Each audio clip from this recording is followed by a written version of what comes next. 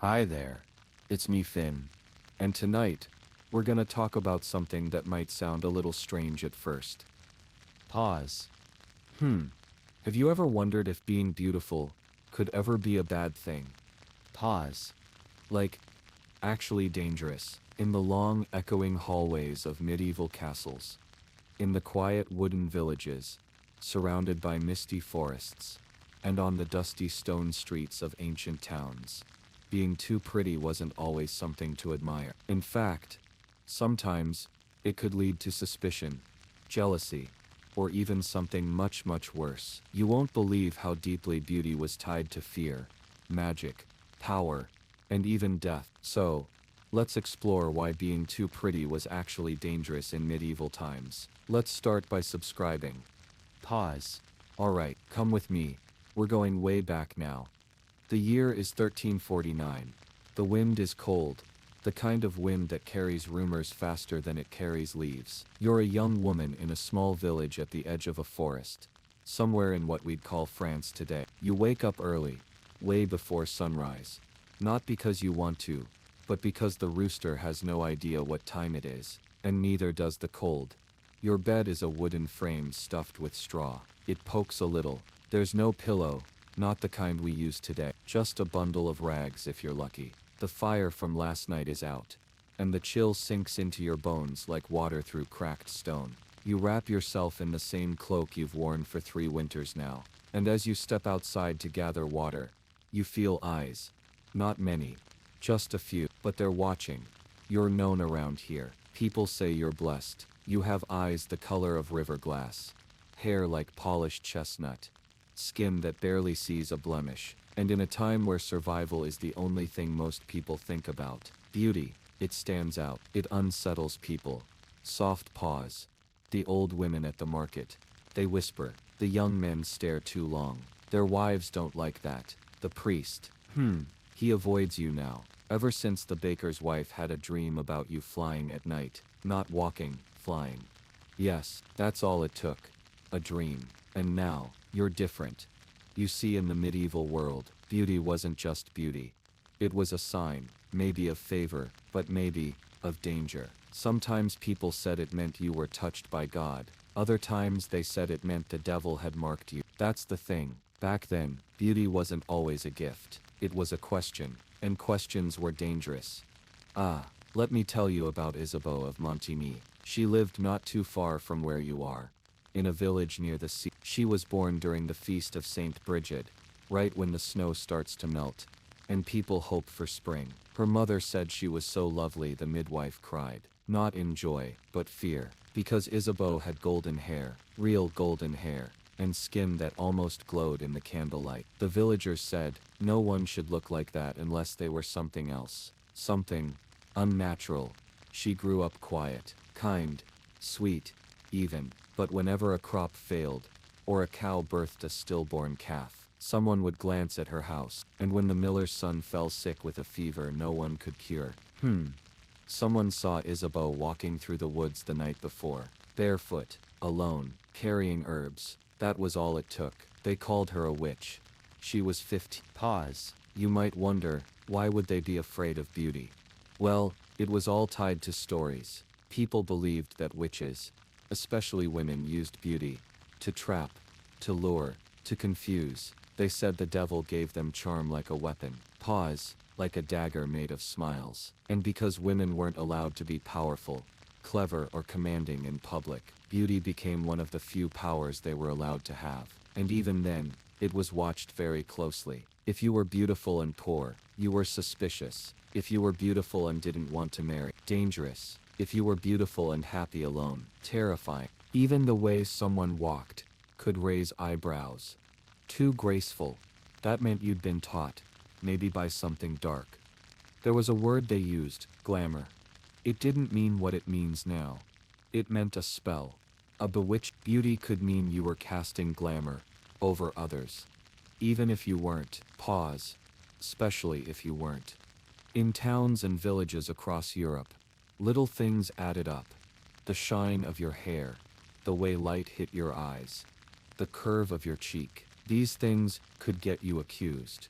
They could get you watched. They could, even get you burned. And what's more curious is how deeply connected this fear of beauty was with fear of women. Women were often seen as the more tempting sex, but tempting also meant dangerous. To be beautiful was to carry power. And in a world where power belonged to priests, lords, and kings, your beauty was a threat, even if you didn't do a single thing. There's a record of a girl named Agneta. She lived in what we now call Sweden. Her hair was silver blonde, her eyes were sea-colored. She lived with her grandmother, never married. She was accused of turning a man's heart inside out. Not literally, but emotionally. He said he couldn't stop thinking about her, couldn't sleep, couldn't eat, so they said she must be a sorceress. Agneta didn't defend herself. She didn't even cry. She simply said, "I was born this way." They didn't believe her. She was only 17. Even clothing played a part. If a woman dressed too fine, even with rags sewn into something special, that meant vanity. Vanity led to sin. Sin led to suspicion. And suspicion, you know where it led. You might think, well, maybe the noble women were safe. Not always. Being beautiful at court was like walking on a tightrope over fire. Kings and lords could desire you, but their queens and wives, they didn't take kindly to threats. There were rumors, whispered behind fans and wine goblets, that some women were removed from court, not because they plotted, but because they were too admired, just too pretty. Jealousy was quiet, but powerful. Now, you might ask, how did beauty survive? How did anyone manage? Well, some women hid. They dirtied their faces, wore gray and brown, covered their hair.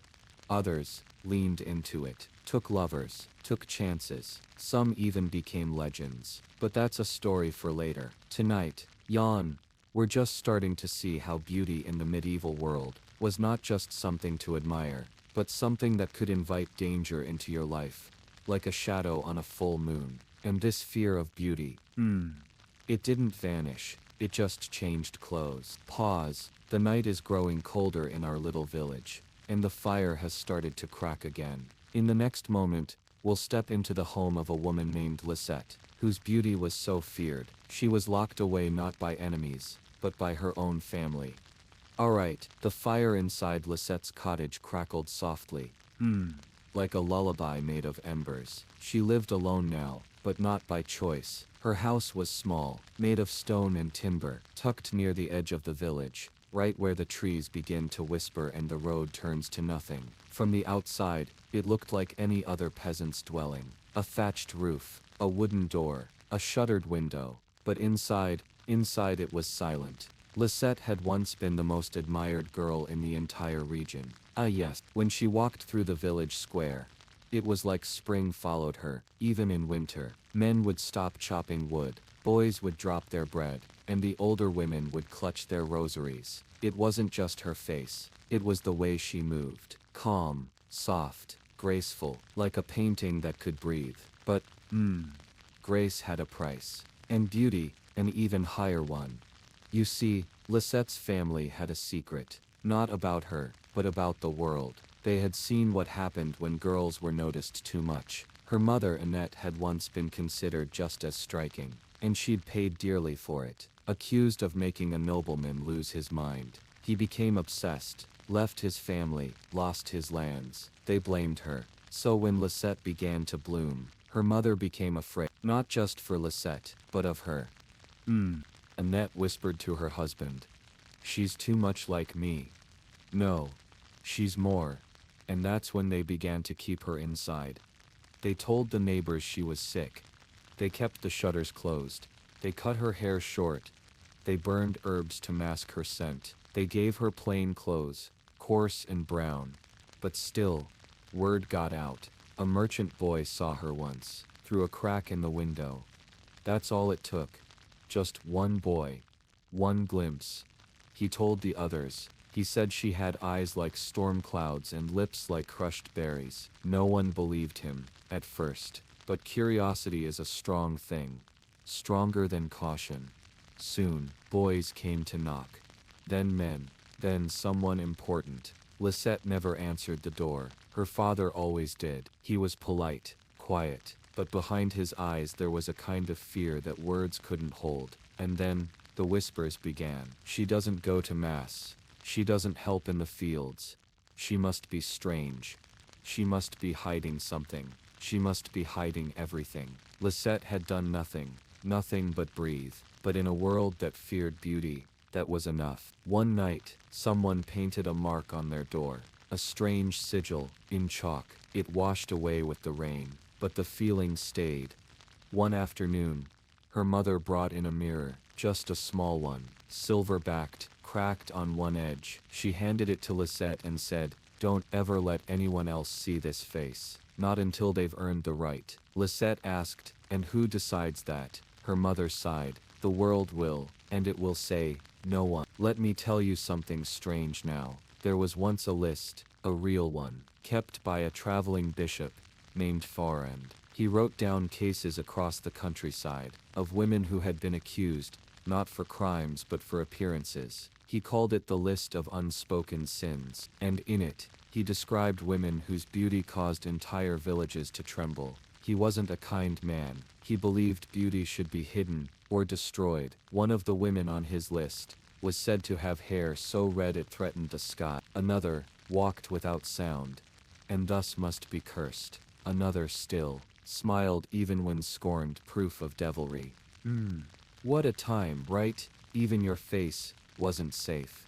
Now, Lisette didn't stay hidden forever. How could she? Beauty is like light through a crack. It leaks out, even when you try to block it. One day, a new priest arrived, young, educated, from the city. He spoke softly, seemed kind, but he'd read Farand's list, and believed it. He heard about Lisette, asked to see her. The father refused, so the priest called a meeting. He spoke of temptations, of silent sins, of beauty that lured men away from righteousness. He didn't say her name, but everyone knew. Lisette's house was quiet that night, but in the morning, the shutters were nailed shut. Pause. She became a myth. Children whispered her name in games. She lives with ghosts. She cursed the wheat. She's the forest bride. All of this for a girl who never even stepped out. Now you might think, this is too much. Surely not every beautiful woman lived this way. And you're right. Some turned their beauty into armor. They became courtesans. In cities, wore silks, learned poetry, gained power through whispers and glances. But even they weren't safe, because power gained through beauty was always seen as stolen. If a woman succeeded because she was clever, she was sneaky. If she succeeded because she was beautiful, she was dangerous. Beauty, in the medieval mind, was often tied to sin. Think of Eve, they'd say, her charm, her temptation, her fall, and the world punished women for it, over and over. Let's talk about one more woman before the candle burns too low. Her name was Odila, a painter's daughter, not noble, not rich, but her face, it was painted more times than any Madonna in the chapel. She became a model, not by choice. Her father used her face to sell paintings to nobles. One day, a knight saw one. He asked to meet her. She refused. He asked again. She still refused. And on the third time, he said, "No one that beautiful says no, unless they're bewitched." She was taken to trial. The proof: her eyes were too symmetrical, her lips too full, her neck too swan-like. They called it supernatural proportions. She was sentenced to exile. Exile, for existing. You start to see the pattern, don't you? It wasn't just beauty. It was fear of what couldn't be controlled. If a woman looked a certain way, and didn't act the way people expected, she was labeled, marked, removed, or worse. The wind picks up again outside Lisette's little home. The shutters shake gently. Inside, the fire still glows. She reads an old book her mother gave her, about saints, some of them women, some of them beautiful. She wonders if they had to hide too, or if they were simply remembered for their holiness, and not their faces. She closes the book, blows out the candle, and in the darkness, she whispers, "May no one ever see me again, unless they look with kindness." Pause. Outside, the forest answers with silence. And just like that, We leave Lisette's world for now, but not the question, because what really made beauty dangerous wasn't the face itself. It was the world that looked at it and decided it meant something else. In the next chapter of our quiet journey, we'll visit the court of a queen who was said to be so stunning that even paintings of her were banned. Yes, let's drift there together, slowly. Pause. The castle halls were cold, not the biting cold of winter wind, but a kind of cold that lived in stones, deep, quiet, patient, the kind of cold that remembered whispers and forgot warmth. And inside those halls, she walked. Her name was Arxalia, queen of a land now forgotten by most maps, tucked between great rivers and guarded by forested cliffs. They called it Valerian once. A name like silk in the mouth. But this story isn't about lands, it's about the face that made kings uneasy. Arxalia wasn't born into royalty. She was chosen, not for her wisdom, not for her alliances, but for something far more dangerous, her beauty. Pause. The king had seen her at a festival, amongst firelight, song and the scent of oranges. She had passed by carrying a jug of water. That's it, just a jug of water. And yet, the king stopped speaking mid-sentence. His councilman paused. A page dropped a tray. Something about her. Stopped time. They say her hair shimmered like night oil. Her skin held the warmth of bronze. Her eyes, not just green, but storm-colored, changing with her moods. But Arxalia didn't smile. Not then. Not ever. The king married her within a fortnight. And from that moment, beauty sat on the throne. But peace never did. The queen's chambers were lavish. Silks from the east, candles scented with crushed almonds, mirrors rare in that time lined one wall. Yet she never looked into them. Not once, because soon after her coronation, rumors began. She speaks too little. She walks too softly. She never blinks during storms. The court ladies whispered. They said she never aged, that the king grew older each day, while her skin remained untouched by time, that she had never once fallen ill. One even claimed that when she brushed her hair, it sang. It didn't matter whether any of it was true, because in a place where power clings to robes and rings, something as wild and wordless as beauty felt like a threat. And so, the paintings began to disappear.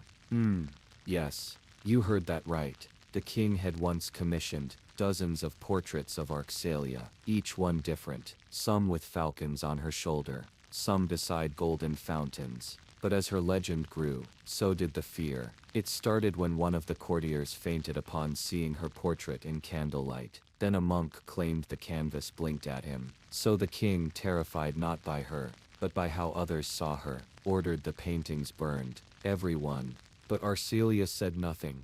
She never cried, never protested. She simply walked to the garden and stared at the lilies for hours, as if beauty belonged only among things that couldn't speak. One evening, a bard arrived. He had heard of her face and wrote a song before even seeing her.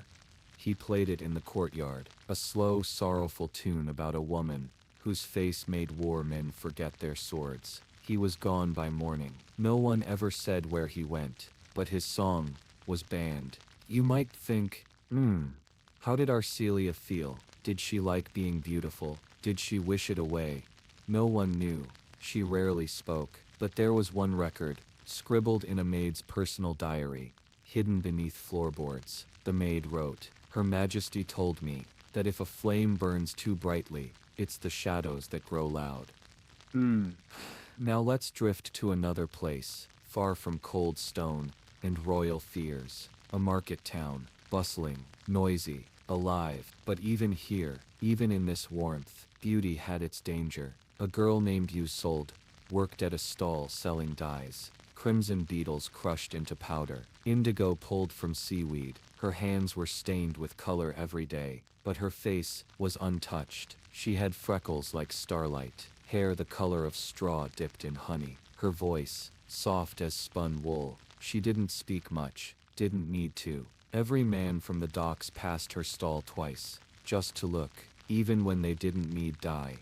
She noticed, of course she did, but she never smiled back. never encouraged, just worked, and that made some angry. One sailor said, "If she's that pretty and won't even smile, something's off." Another added, "She's got secrets behind those eyes." And secrets in the medieval mind were as dangerous as curses. So when a dye shipment spoiled, turned to rot overnight, someone blamed you sold. She cursed it, they said. Her beauty's unnatural. She paints her face with spells. They dragged her before the town's elders, asked her if she practiced glamoury. She didn't even know what the word meant, but it didn't matter. She was made to wash her face in front of the crowd. And when nothing changed, when her freckles stayed, when her lashes didn't fall, they looked afraid. She was let go, but watched. People stopped buying her dyes. Not because they doubted the quality, but because they feared the hands that made them. And so, beauty once again became a burden. Isolde left the town 2 weeks later. No one saw where she went. Some said she wandered into the forest and never came back. Others said she took a new name and married a scholar who was blind. That part, we'll never know. But her stall, it stayed empty. The colors faded, and the town grew just a little grayer. Back in Valerian, Queen Arcelia sat beneath an old willow. It was said she went there every evening, to listen to the wind. Some believed she spoke to spirits. Others said she was just waiting for someone to look at her, and not see beauty. Just see her. But that never happened. And when the king passed away, sick, tired and full of dread, they offered her the throne. She declined, vanished the next day. Only a single note left behind: to be loved for the face is to be feared for the soul. No one saw her again, but the flowers in the garden, they bloomed brighter than ever, even in winter, even in shadow, even without sunlight. Tonight, we've followed 3 women: Lisette, locked away by family; Odila, exiled by envy; and Arcelia worshipped then erased. All for one thing. Not for crimes, not for betrayal, but for beauty. And not even the kind they chose, just the kind they were born with. Makes you wonder, doesn't it? If something so calm, so still, so quiet, could be treated like thunder. In the next part of our story, we'll walk through the pages of an old medieval charm book. A strange little collection of remedies and rules, passed from woman to woman, secretly. In its pages, spells to hide beauty. Yes, to hide it, not to create it. Because in those times, beauty wasn't just rare, it was dangerous. Pause. Let's drift there now. Quietly, slowly, with soft feet and sleepy eyes. The book was small, bound in rough leather, curled at the edges like dried leaves. Its cover was blank. No title, no name, no symbol.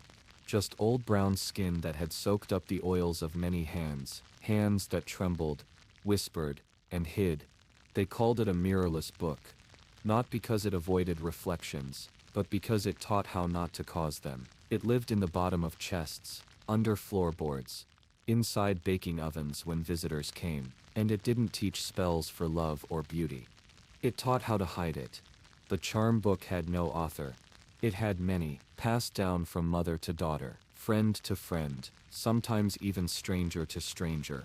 In secret, it was written in faded ink, and laced with pressed herbs, burbed pages, lavender for sleep, rosemary for memory, and rue for protection.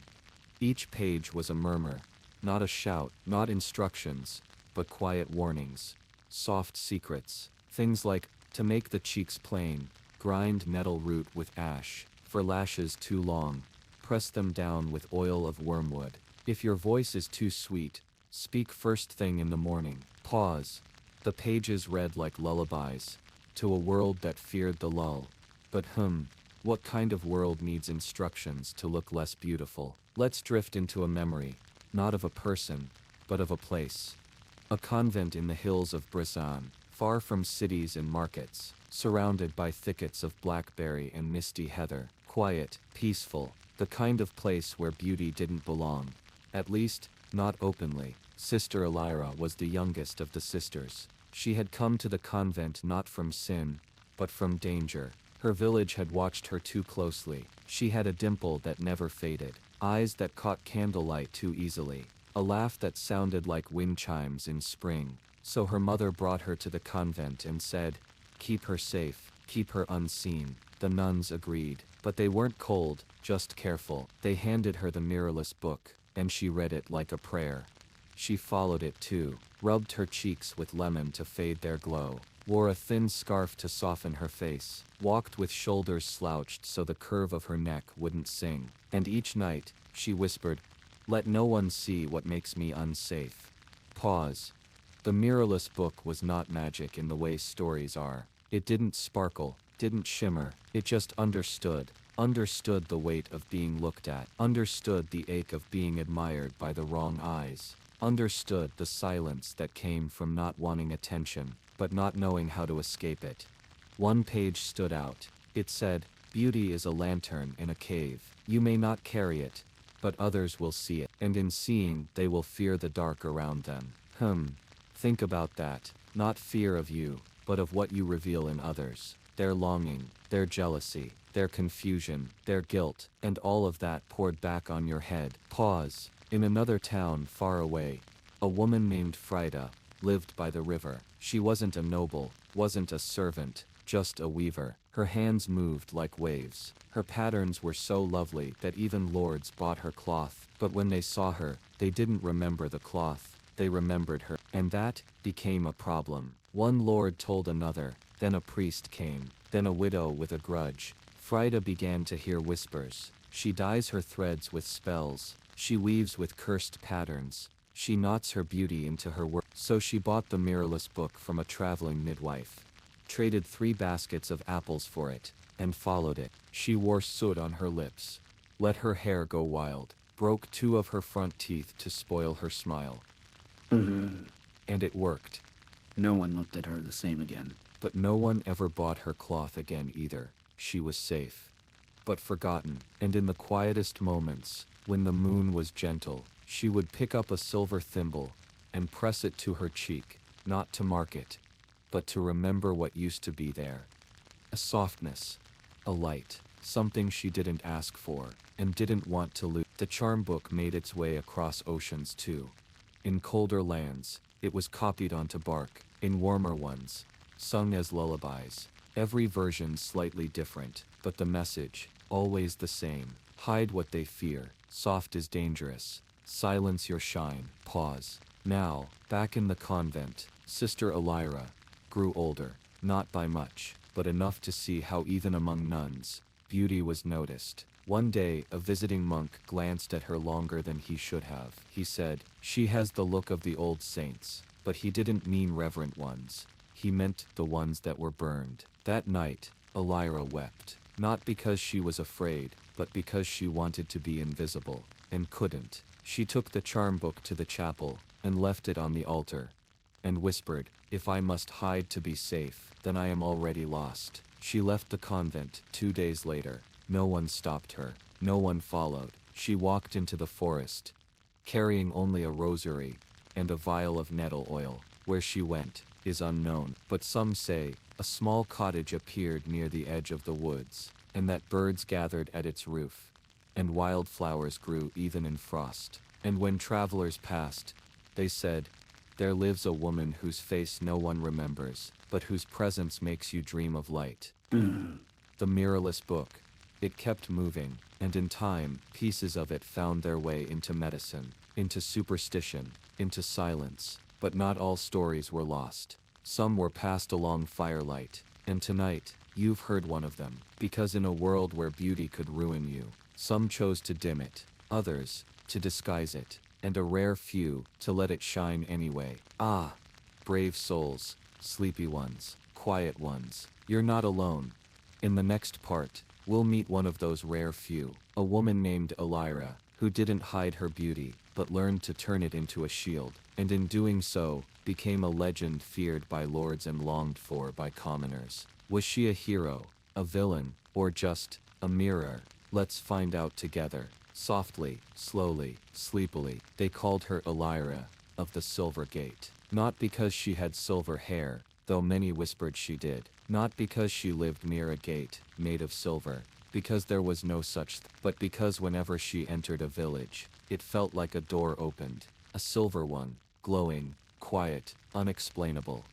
No one knew where she came from. Some said she was born from the sea, washed ashore like a pearl. Others claimed she was the daughter of a fallen star. And a few, those who clutched their cloaks tight at night, believed she had no mother at all, that she simply appeared one spring morning, in a red dress, with bare feet and a voice that could stop breath. But none of them ever really knew. What they did know was that her beauty made people forget their names. Yes, a shopkeeper once forgot how to count after she smiled. A bishop stuttered through a sermon after seeing her walk by a window. And a knight dropped his sword mid-duel when she passed the crowd. But unlike the others before her, Illyria didn't hide. She didn't slouch. She didn't smear ash on her face. She didn't whisper or avoid mirrors. She looked right at you, not bold, not cruel, just calm, as if to say, I am what I am, and if that frightens you, perhaps it's not me you're afraid of. She lived in an old stone tower, once abandoned by a monk who'd gone blind. It had ivy on the walls, moss on the steps, and birds that perched without fear. Illyria grew herbs there, wrote things in books with no titles, spoke with women who visited quietly at dusk.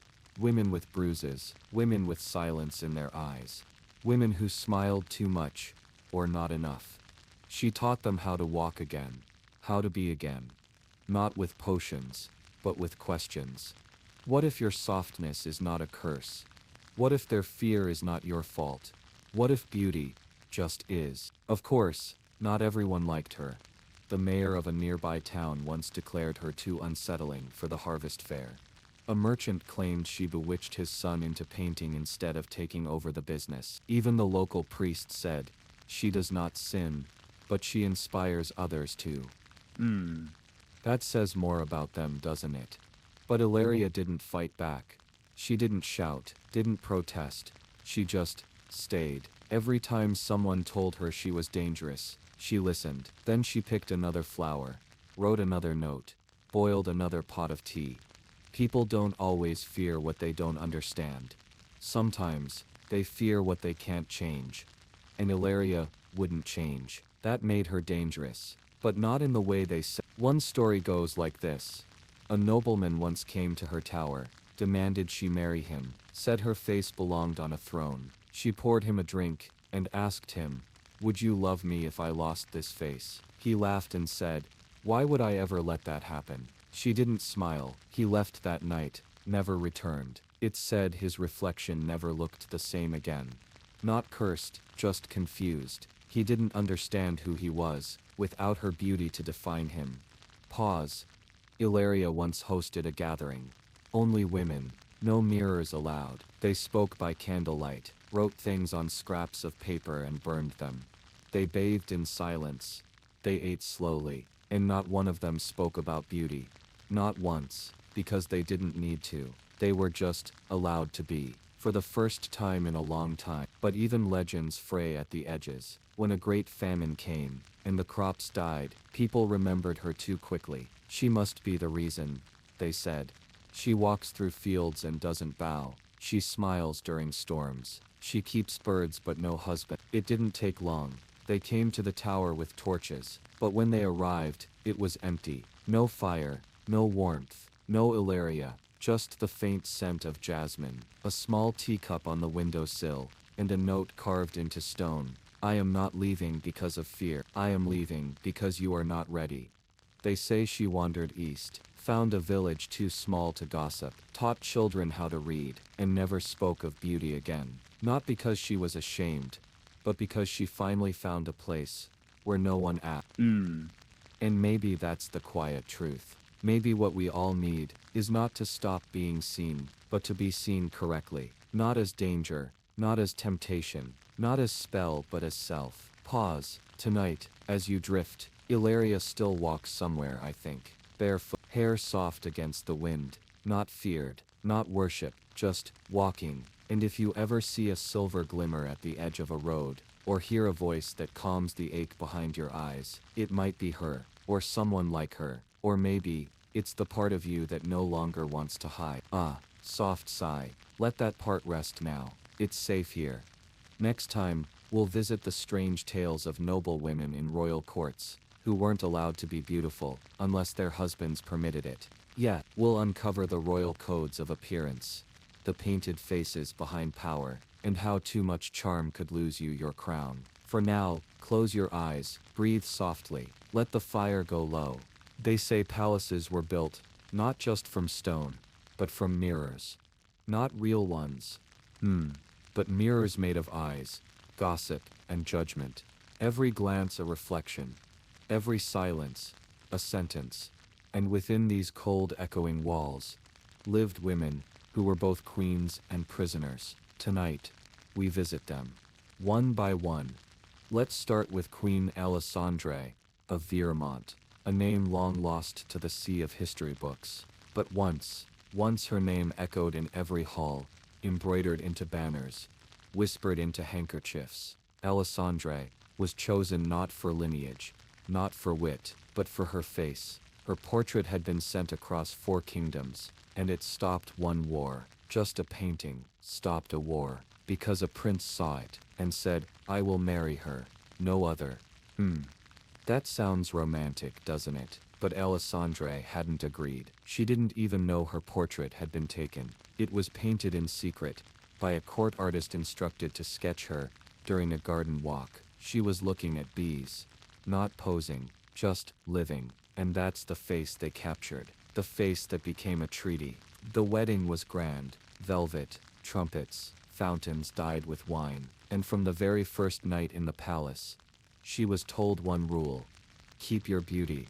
At all costs. Don't change your skin. Don't cry too much. Don't laugh too loudly. Don't age. Don't shift. Don't become anything but what you were when we chose you. Pause. There was a room in the palace. A small one. It had no windows. Only mirrors. The queen was expected to visit it once a week. To sit. To stare. To notice if anything at all had changed. Some called it the reflection room. Others, the cage. She called it nothing, because naming it would make it real. Servants applied crushed pearl to her cheeks, grounded glass to the nails, coal to her lids, and all the while, she remained still, silent, because to protest was to be replaced, and queens could be replaced. Easily, just a new painting, a new portrait, a new face for diplomacy. Pause. Now, not far from Viermont, in a different court, a different queen walked a different line. Her name was Katrine, but they called her the Swan. Not because she was graceful, but because she was beautiful, and expected not to speak. Her husband, King Geron, was a man who didn't like surprises. Katrine's beauty had surprised him once, and so he made a rule. She could be seen, not heard. At feasts, she sat on a velvet cushion. At court she wore gloves so pale they made her hands look like porcelain. But when she spoke, he frowned, and when she smiled, he grew suspicious. One day she told a joke, just a small one, and a week later, her tongue was pierced with gold. Not to hurt her, no, just to make speaking slightly uncomfortable. A small reminder, they called it. But queens, even quiet ones, remember, and Katrine remembered everything. She began to write, tiny letters, folded into lace hems, slipped into loaves of bread for the kitchen maids, woven into tapestries, and each message said the same thing. See me for what I am, not what they fear.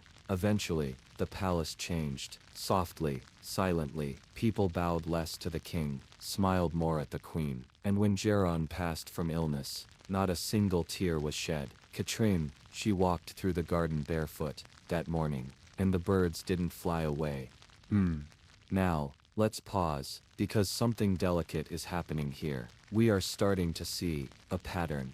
Not just fear of beauty, but control of it. A beautiful woman was not left alone. She was shaped, styled, measured, and reminded, always reminded, that her face was not her own.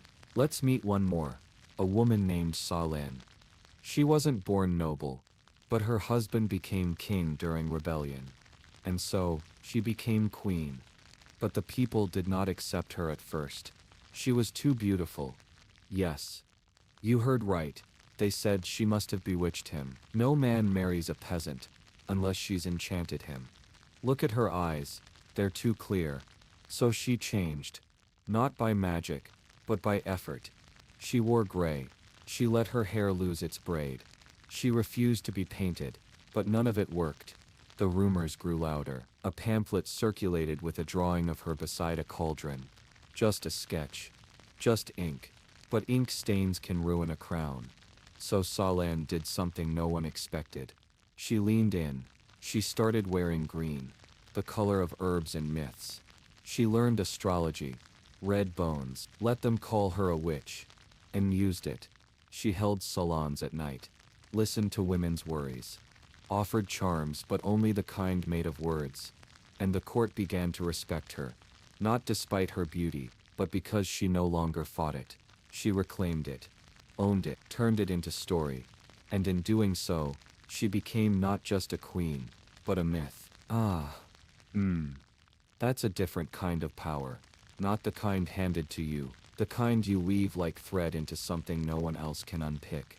Tonight, we've walked through royal halls, seen queens in cages of silk, faces lit by candlelight but shadowed by fear. And still, we ask, why was beauty so dangerous? Maybe because it couldn't be written down. It couldn't be tamed, and in a world of order, beauty is chaos. Soft chaos. Quiet chaos. But chaos still. Pause. In the next part, we'll slip out of the courts and return to the villages. To the women who weren't queens, but felt the same fire, the same fear, the same stare from the world that says, you are not safe when you shine. Let's find their stories together, gently, before the stars fade.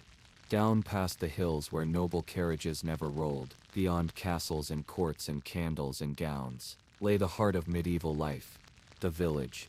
It smelled like soil and bread, like iron and goat hair. It buzzed with bees and prayers and the creak of wood, and among its narrow lanes and thatched roofs, lived women too. Not queens, not duchesses, just women. And still, the danger of being too pretty followed them. Let's meet one. Her name was Merrild. She was the baker's daughter. Her father's hands were rough as roots, and his heart was quiet. Her mother passed when she was 5, so Merrild grew up in flower and firelight. By 13, her face had become something people noticed, not with delight, but with caution. Her hair fell like ink, her eyes were the color of the deepest well, and her skin always looked kissed by sunlight. Even in winter, she didn't try to be seen, but the world watched anyway. One market day, a tanner's son offered her a silver buckle for a kiss. She shook her head, and from that day, something changed. They called her prideful, difficult, witch-blooded. Not because she spoke spells, but because she didn't say yes. When the cows of the village midwife fell ill, someone whispered Merrild's name. When the priest's candle flickered during prayer, they said, she must have walked past his door. And so, one evening, they came. They didn't shout. They didn't scream. Just knocked, held a candle, and said, come with us. Pause. They brought her to the chapel, and made her stand in front of the Virgin's statue. They asked, do you think you're more beautiful than her? Merrild didn't answer, not because she believed it, but because she didn't understand the question. They took her silence as pride, so they shaved her head, burned her apron, and made her clean the chapel floor each morning for a year. She never cried, not once, but every night before sleep, she whispered to herself, I didn't ask for this. Years passed. Her hair grew back, her name faded, and she became invisible. And only then, finally, they let her be. In another village, there was a girl named Lena. She wasn't traditionally beautiful. Her nose was crooked, her teeth uneven, her voice scratchy from smoke. But one day, a traveler came through, a painter, and he painted Lena's face in front of the entire village. When asked why, he said, she has the most soulful eyes I've ever seen. That one sentence changed her life.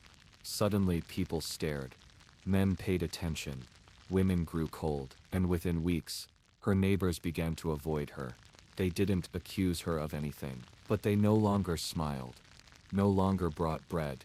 And one morning, she woke to find her door smeared with ash. Just ash. No words, just warning. Pause. Lena left the village that night, with only her shoes, a shawl, and the painting, wrapped in cloth. She didn't stop until she reached a river town. And there, she sold the painting, used the money to rent a room above a tailor's shop. Never spoke of the village again, but when she looked in the mirror each night, she touched her eyes and whispered, "Don't see too much." There was another woman, Margie. She lived on the edge of a forest. Never married, wove baskets. She wasn't born beautiful. But when she turned 30, her face softened, her hands stayed youthful. And people began to notice, how can she still look 20? She must be drinking something. She lives too close to the woods. One spring, a boy went missing. After wandering near her hut, he was found the next day sleeping in a blackberry thicket, safe, but scratched. That was all it took. The village elders told her to leave. Not because they believed she harmed him, but because they couldn't explain why she hadn't. That's how thin the line was. You didn't need to commit a crime. You only needed to not fit, and beauty was one of the deepest ways not to fit. But still, some resisted. There was a woman named Anya, a shepherdess. She wore flowers in her hair, sang to the sheep, and painted her cheeks with berry juice. She knew they whispered. She heard them, but she didn't stop. She said, "If they hate me for how I look, I might as well enjoy it." She taught girls how to plait their hair in soft loops. She gave handmade charms to children to wear during storms. She danced when it rained. She laughed too loudly, and when people frowned, she smiled wider. She became legend. Not because she was untouched, but because she refused to be erased. Years later, when Anya passed in her sleep beneath an open sky, they found her journal. A small one. Leather cover, smelling of herbs and wind. Inside, one sentence was repeated over and over. "My beauty is not yours to judge." Soft words, but strong. Very strong. Pause. Tonight we've wandered far from castles and crowns, into places where faces weren't painted, but still punished. We've seen that beauty doesn't need gold to be dangerous. It only needs to exist in a world that doesn't know how to love it safely. In the next part, we'll whisper through the ruins of forgotten bathhouses, broken mirrors, and ancient beauty rituals. We'll discover the lengths women once went to become less seen or more accepted. What they swallowed, what they wore, what they gave up. Let's rest now, Finn. Close the shutters of this part of history. Let your breath slow, your thoughts grow quiet, and your heart feel warm. We've walked through villages, palaces, convent walls.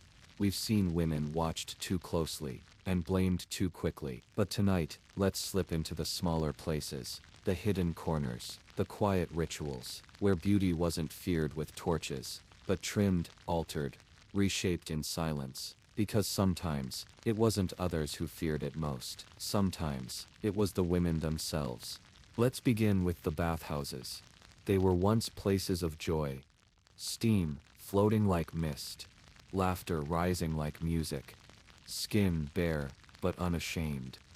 But as times changed, especially in the later medieval period, bathhouses became more secretive, less joyful, more cautious, because the church began whispering that to bathe too much was vanity, that caring too much for the body was sin, that admiring one's reflection was pride.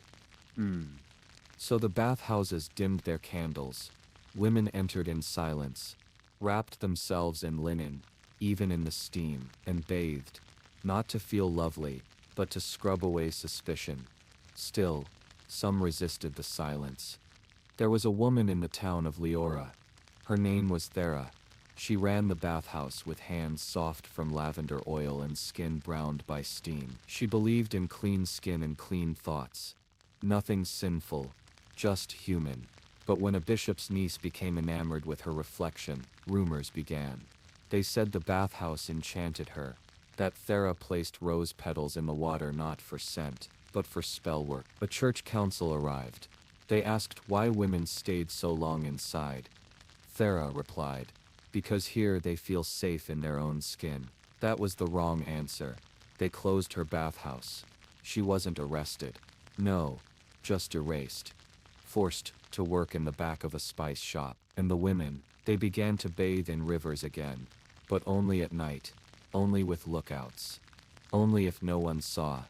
Let's turn the page. To something quieter. The mirror books. You won't find them in libraries. Not real books, but journals passed from hand to hand, mostly between girls. In them they wrote, "How many curls is too many? What do I do if my brother says I look strange today? Can someone steal your beauty by staring too long?"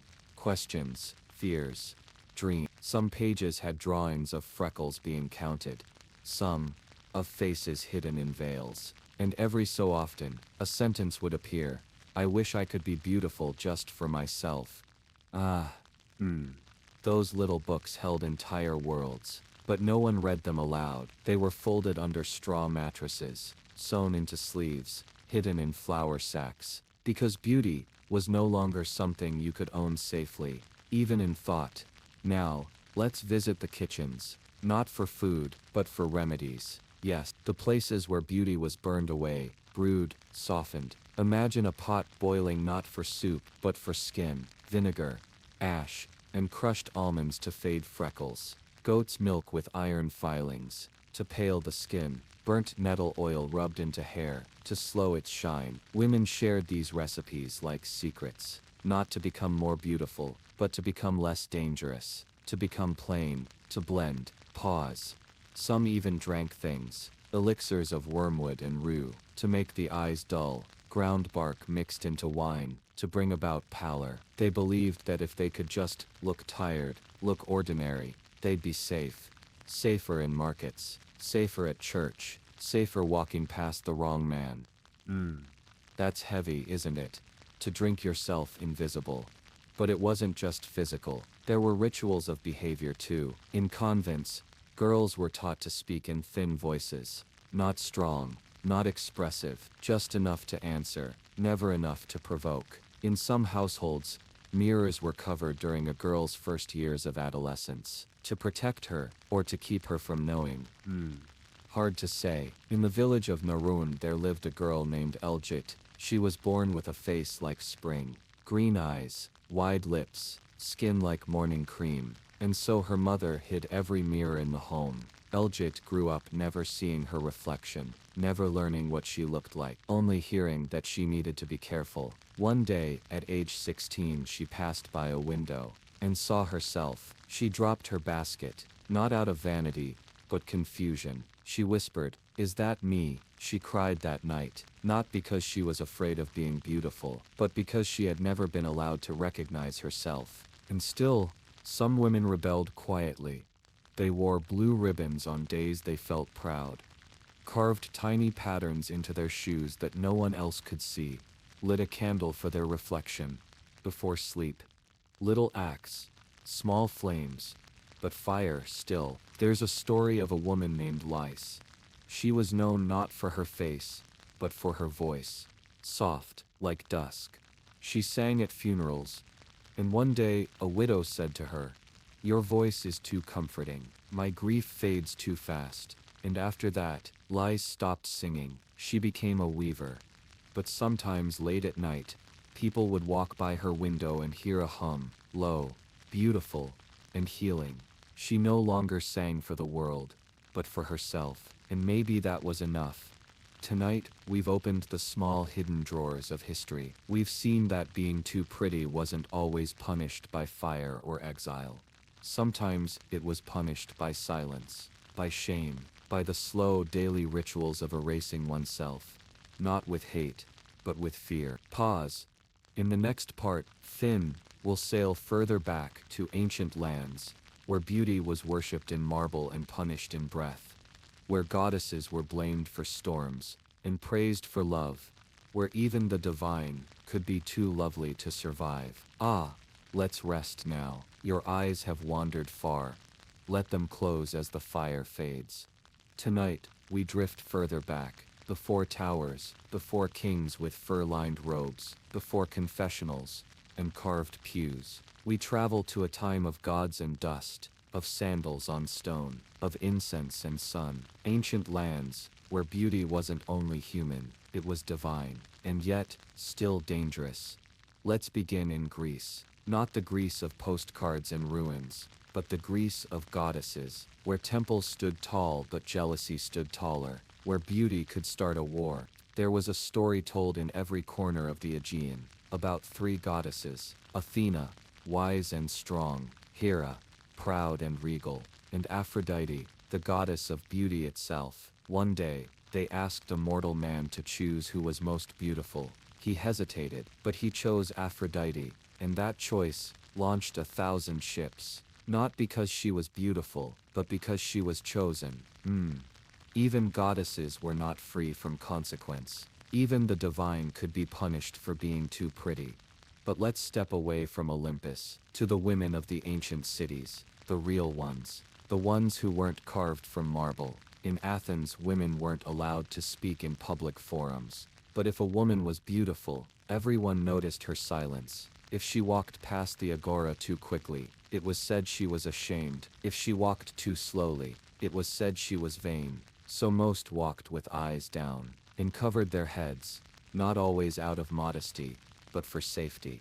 In Sparta it was different. Women were trained, strong, bold. They ran, wrestled, spoke loudly. But still, if a woman's face stood out too much, men whispered that she would ruin her husband's discipline. So some Spartan women smeared clay on their cheeks before marriage, to appear more severe, less enchanting, less distracting. And in Delphi, where the oracles spoke to gods, there was a girl named Phaera. She was chosen for her visions, but as she grew, her features sharpened, her hair darkened, her eyes grew bright. The priests began to keep her behind more veils, not to protect her visions, but to hide her face. They said it was too moving. One day, she removed her veil, mid-ceremony, and the crowd gasped, not at a prophecy, but at her existence. She was removed from her position. The next day, the reason: distraction. The gods could be loud, but human fear, always louder. Let's travel further, to Egypt, where beauty was both honored and dangerous.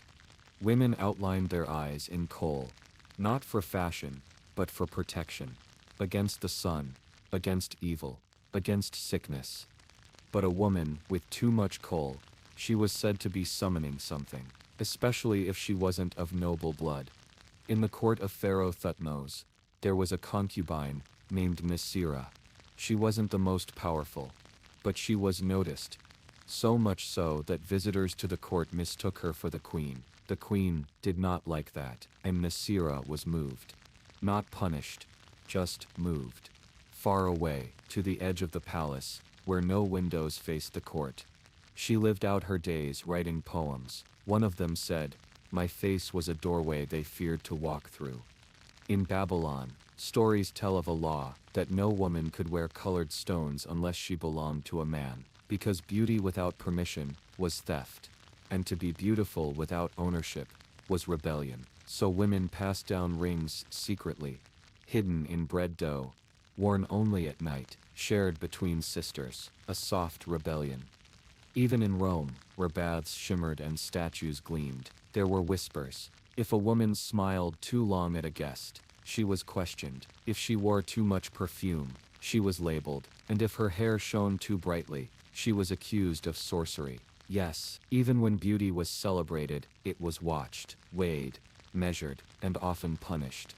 There's a tale of Livia, a Roman woman known for her pale skin. She drank powdered pearls in wine to keep her complexion, but when her skin stayed fairer than the emperor's wife, she was summoned, not praised, summoned, and told that from then on, she must walk only at dusk, to avoid provoking imbalance. Beauty in the ancient world was sacred, yes, but sacred things are often feared, and fear breeds rules, restrictions, retribution. Pause. Imagine living in a world where your face was a threat, where your hair required apology, where your smile was a political event. No wonder some prayed not to be noticed, and others chose to disappear entirely. And yet, beauty survived, in songs, in sculptures, in lullabies whispered under clay roofs, in women who didn't smile for approval, but for themselves, in girls who traced stars with kohl, even when no one could see, in the hidden, radiant moments, the kind history rarely records, but always remembers.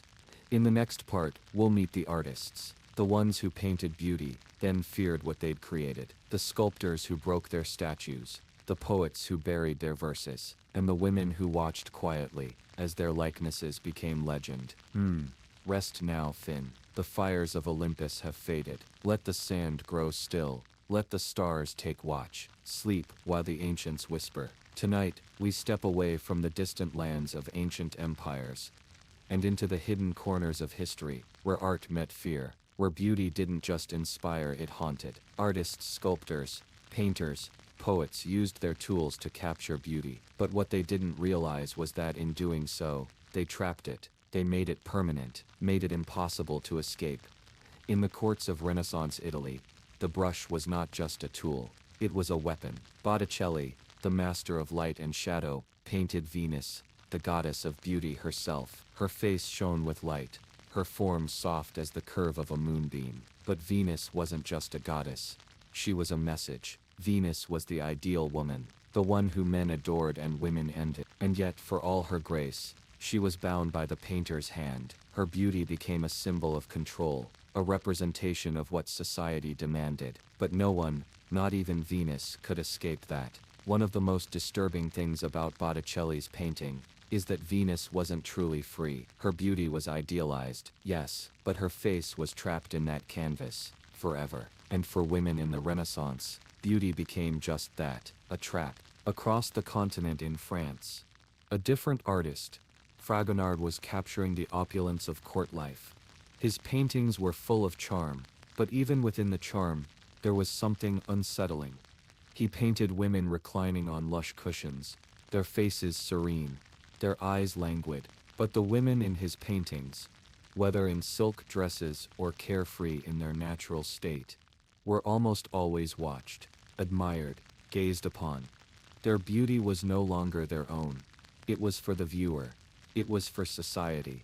It was for history. Women, once free to express themselves as they pleased, now found their beauty scrutinized. But here's the most chilling part. The artist knew what they were doing. They were creating beauty that couldn't escape the gaze of time. No matter how beautiful the subject, they were now bound by the paint, the marble, the stone. They created idols, goddesses who couldn't move, and they gave them faces that would never age, never change. A face that could never grow old, but never find peace. In Italy, another sculptor named Michelangelo carved a statue that became immortal, the David, a perfect man, muscles chiseled, body poised, eyes full of determination.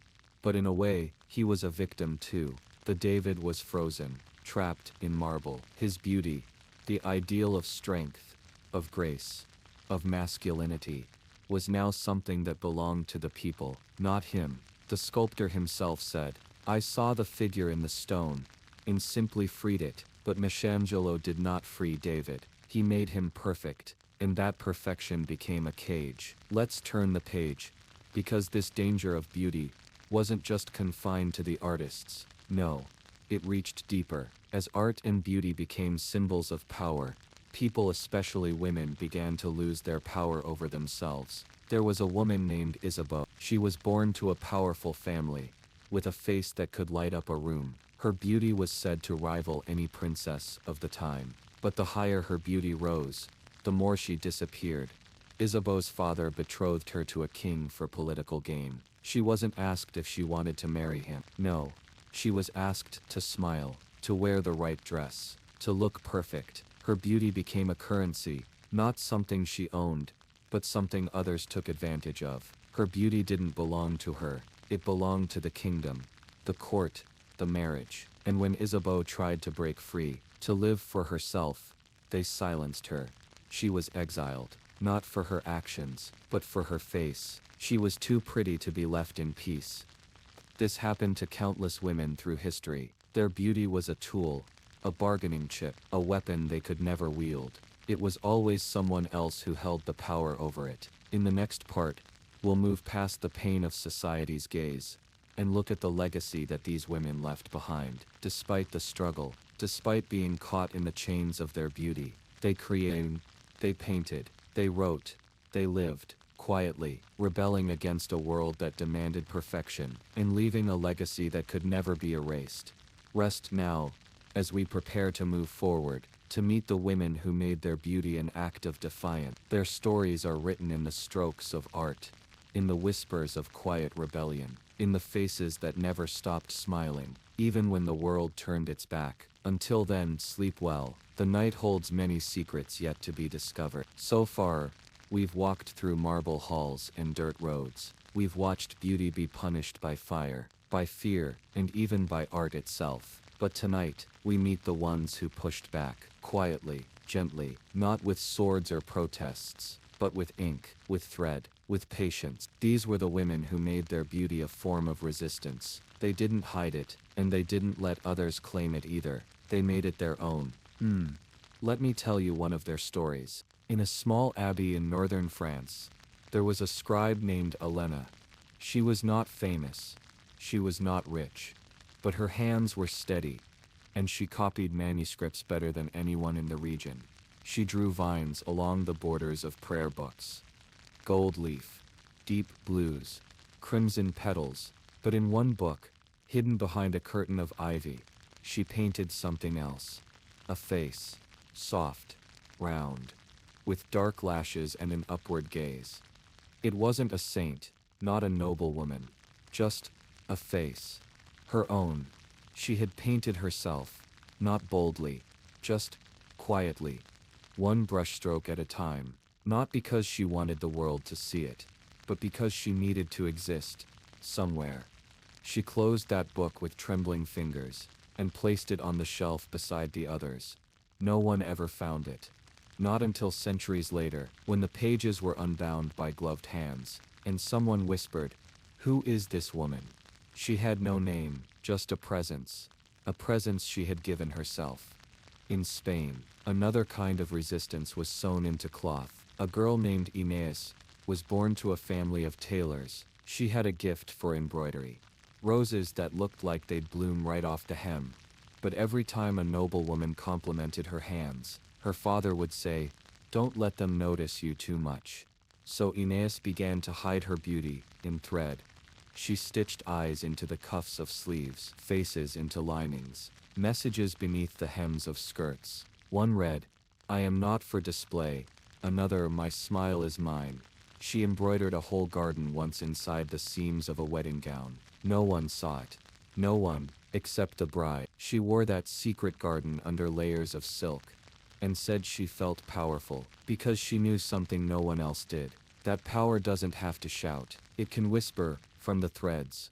And in the countryside of Bohemia, there was a girl named Alice. They called her the woodland mirror, because people claimed they saw themselves in her eyes. They meant it as flattery, but Aliska hated it. She didn't want to be a mirror. She wanted to be real. So one winter she left, took only a small satchel, a loaf of bread, and her journal. She lived in a cottage beyond the birch trees, alone. People said she'd gone mad, that the forest had stolen her mind. But in truth, she had found her peace. She wrote every morning by candlelight, about how the frost formed diamonds on the windows, how the deer didn't care what her face looked like, how the wind didn't ask for a smile. And slowly, she stopped thinking about beauty at all. Her final journal entry read, "The trees never looked at me with expectation, only acceptance." Not all acts of resistance were quiet though. Some women stood tall, some women spoke out. But even then, their beauty made their defiance louder, more dangerous. In Florence, there was a woman named Bellana. She stood on a street corner and read poetry aloud. Strong, rhythmic, sharp. Men would gather to watch her, some because of her words, most because of her face. But she never stopped, even when they threw stones, even when the guards told her to be silent. She said, "My beauty does not silence my thoughts. It strengthens them." She wasn't arrested, but she was followed, mocked, isolated. Still, she kept reading, every week, until one day, another girl stood beside her, then another, and another. Within a month, 10 women read with her. None looked alike, but all were beautiful in their own way. Together they became a wall of voices, and the city learned that beauty could echo. Not all stories ended in peace, but every one of them mattered. because each woman who dared to own her beauty pushed the world a little further toward understanding, toward gentleness, toward a place where beauty could be personal, not political. Let's rest here now, in the quiet knowledge that for every woman erased by history, there was another who wrote herself back in, with ink, with thread, with sound, with stillness. And maybe Fiend, maybe you too have seen someone like them. A person who walks softly, but leaves footprints that last forever. Close your eyes, let their stories settle beside you. Let your breath match theirs. And if the world ever feels too loud again, remember, you are not here to be observed, you are here to be you. Sleep well now. The night is watching with kindness. The night is still again. And the stories we've wandered through are starting to leave soft echoes in the dark. But not every echo comes from a quiet place. Tonight, we move beyond the villages and courts, beyond convents and candlelight. We walk into the world of legends, because sometimes it wasn't just that beauty was punished. It was that beauty became a curse, a tale whispered by firelight, a warning passed between generations. And when stories take root in fear, they grow in strange directions. Let's begin in the highlands of Scotland. Those misty hills. They say there was a woman, Era, of the Hollow Glen. She was known for her voice. Yes, but more than that, her hair. It was said to shimmer like wet heather at dusk. Long, thick, nearly silver. Children would try to touch it. Men offered cattle just to braid it. But Era refused, not out of pride, but protection. She believed her beauty brought misfortune. And perhaps it did. The year she was crowned May Queen, a hailstorm destroyed the barley fields. The next year her reflection appeared in the lake, even when she wasn't near it. Villagers grew cautious, then afraid, then cruel. They didn't banish her, no. They simply stopped speaking her name. She lived, still, quietly. And when she died, they buried her with her hair wrapped around her like a shroud. It's said that every few decades, when the fog thickens too early in spring, a girl with shining hair walks the moors again. They call her a spirit, but maybe she's just memory. Across the sea, in Romania, there's the tale of the Dusk Bride. She wasn't a ghost, not exactly. She was a real woman once, a noble's daughter named Amalia. She had skin like moonlight, and eyes that glowed green by candlelight. Every suitor begged for her hand, but she turned them all away. She said she didn't want to be owned. That word again, owned. It angered the men, confused the fathers, frightened the church. One night, Amalia disappeared. No witnesses, no notes, just one thing left behind. A mirror, cracked, with a single word carved into the frame. Enough. They say she walks through old forests now, never aging. And if you meet her eyes under a violet sky, you'll forget everything you knew about what beauty meant. Let's move west, to Ireland, where stories flow like water. There's one about the lady beneath the rowan tree. She was never given a name, just the lady. She lived alone, they said. Her face was lovely, yes, but it was her silence that drew people in. It was said she could speak 100 languages, but chose not to speak at all. Those who tried to talk to her would forget their questions. Their worries would melt, their anger dissolve. She didn't cast spells, she just existed. One day, a lord tried to claim her land, and when he arrived with guards, she simply looked at him. He dropped his sword and walked away barefoot. No records mention her after that, just a tree that never loses its leaves, and beneath it, a stone seat, warm even in winter. But not all legends were kind. In northern Italy, a tale was told about the mirror wife, a woman so beautiful that her husband locked every mirror in the house. He feared she would fall in love, not with another man, but with her own reflection. She begged for just one mirror, just one. He refused. So she made her own, not of glass, but water. She carved a shallow basin from marble, and filled it with spring water. She gazed into it, for hours. One day, her reflection blinked, then smiled, then stood up. She never returned to the house. But her reflection stayed, staring at the husband. They say he went mad, and that somewhere, Deep in the forest, a woman walks near clear waters, looking for a world where she isn't punished for admiring her own face. These stories may seem distant, but their roots run deep.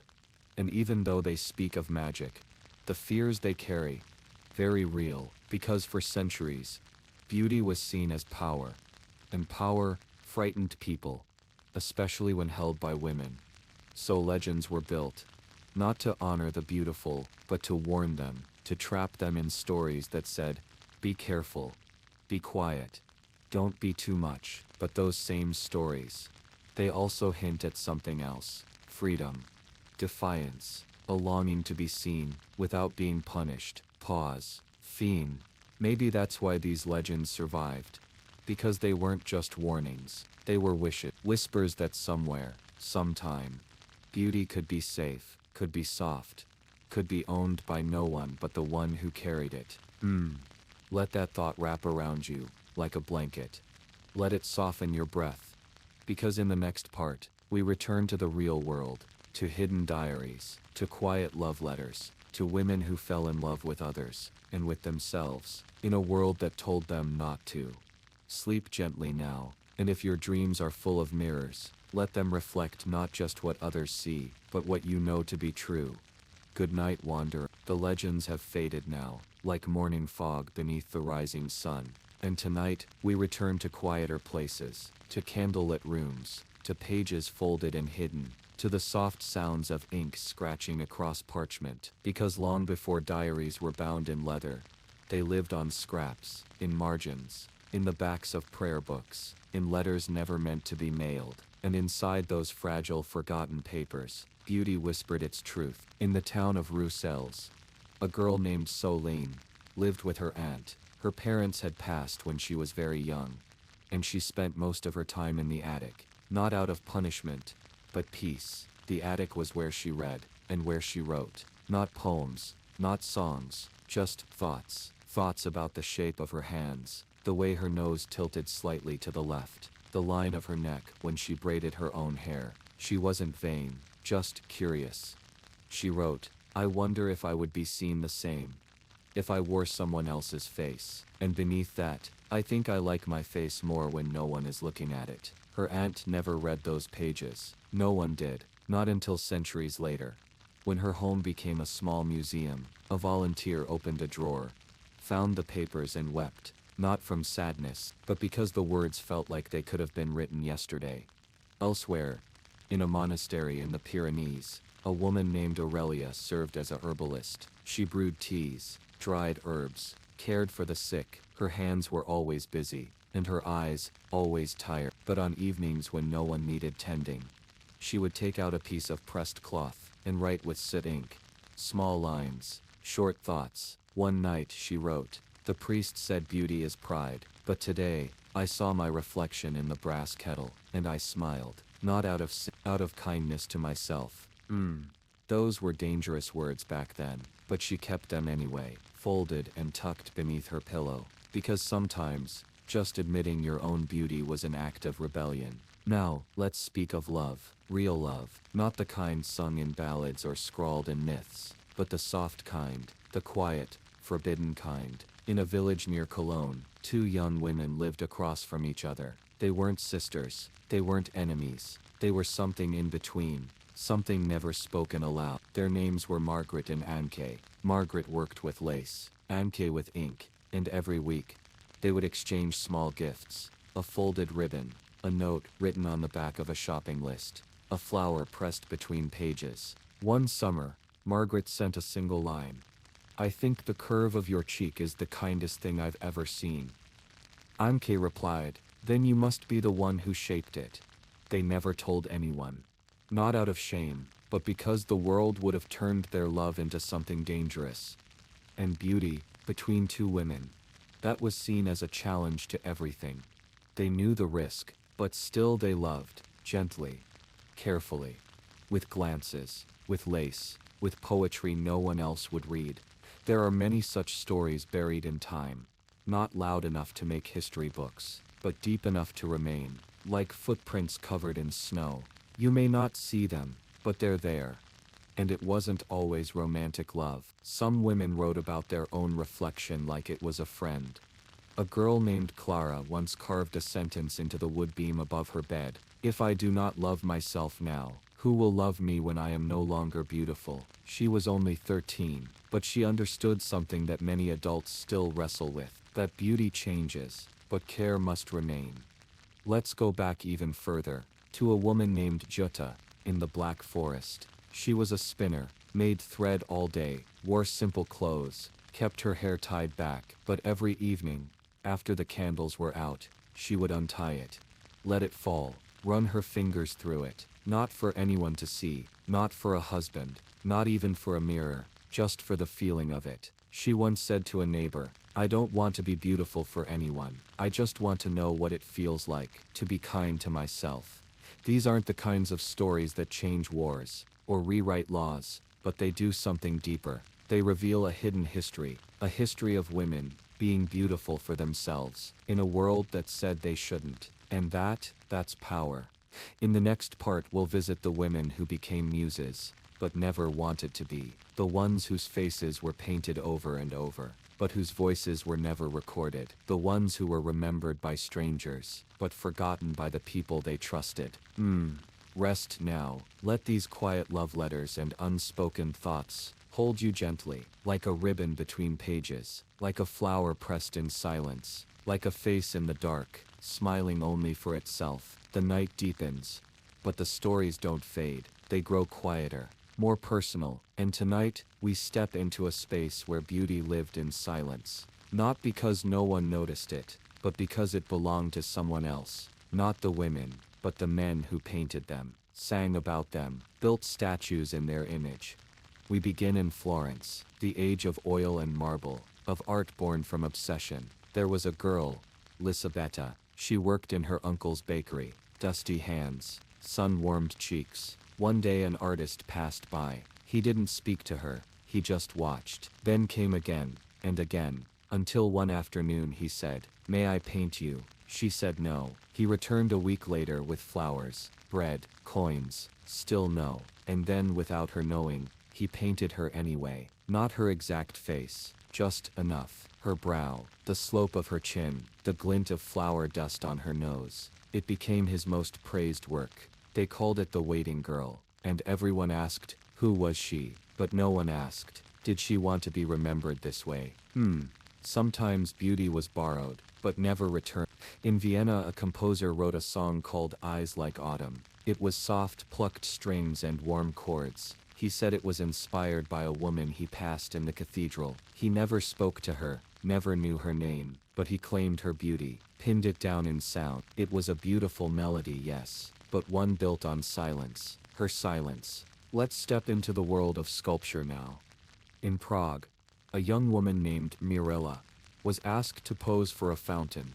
Not fully, just her arms. The artist said her hands were perfect. She agreed. But as time went on, he asked for more. Her face, her profile, her smile. She hesitated. He promised respect. And in the end, he sculpted her completely. But when the fountain was unveiled, she saw herself as stone. No name, no plaque, no credit. Just her image, trapped in a frozen gesture of serenity. She wept, not because it was ugly, but because it was too real. Her beauty no longer belonged to her. It belonged to the square, to the pigeons, to the public. There's a strange truth about muses. They are remembered for their beauty, but rarely for their voice. They become images, icons, decorations, but not people, not stories. Let's visit France now. A painter there created a whole gallery of one woman. Same face, different clothes, different moods, always silent, always still.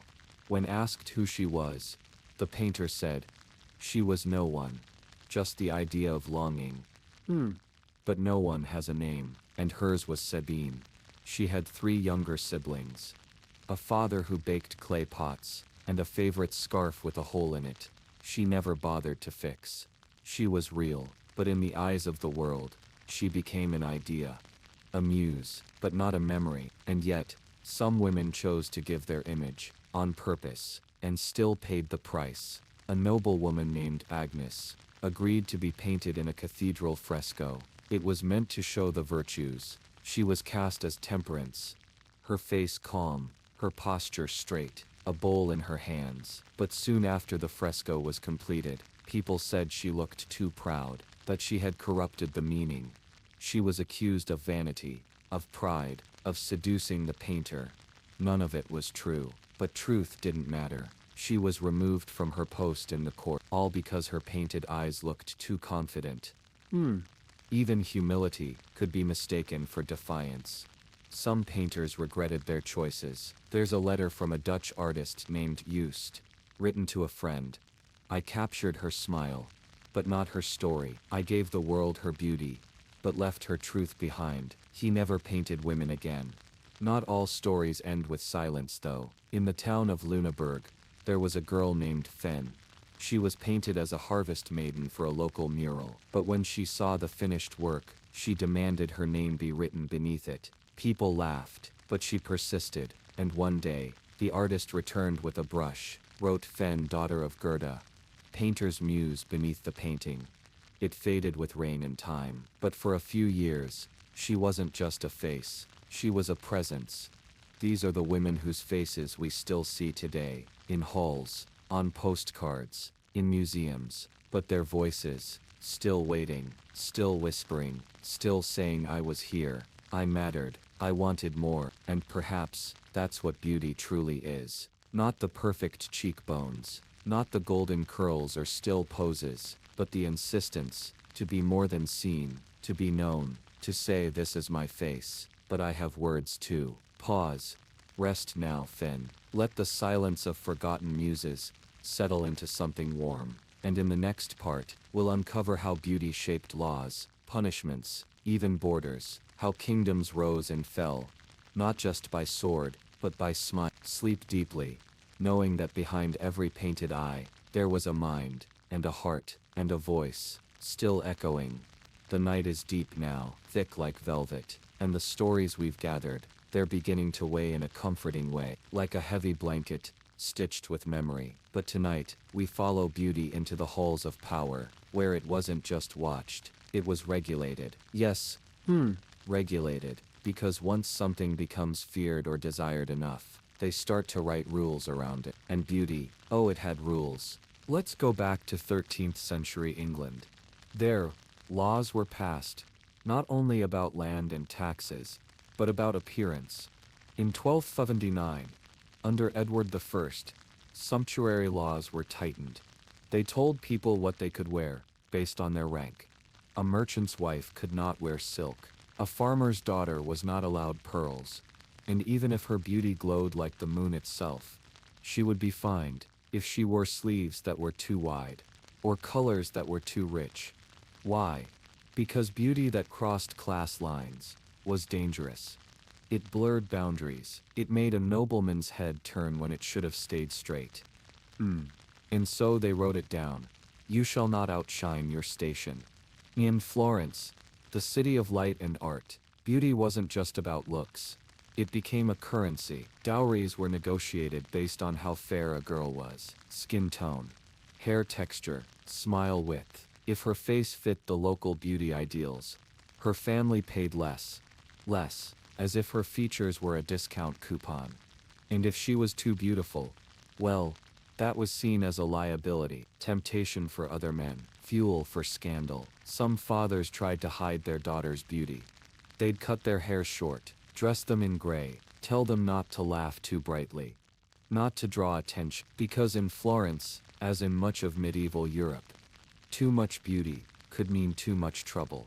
Now let's visit the courts of Burgundy, where the idea of the perfect woman was written into marriage treaties. Yes, beauty was in the fine print. Noble women were sketched before proposals. Descriptions were sent in sealed letters.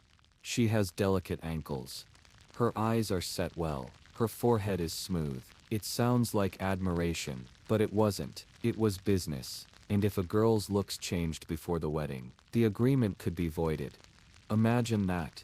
A sneeze too hard, a scar from a kitchen fire, and the alliance is over. because her beauty wasn't hers, it was a contract. In Spain, during the height of the Reconquista, laws were passed that described how Christian women should present themselves. Long skirts, no rouge, hair covered in public. If a woman was too bright in the street, too many eyes drawn her way, she was fined, or worse, sent for moral correction. And if she was beautiful and not married, then the whispers began, because an unmarried, attractive woman was suspicious. Where did her power lie if not in a husband? What was she planning?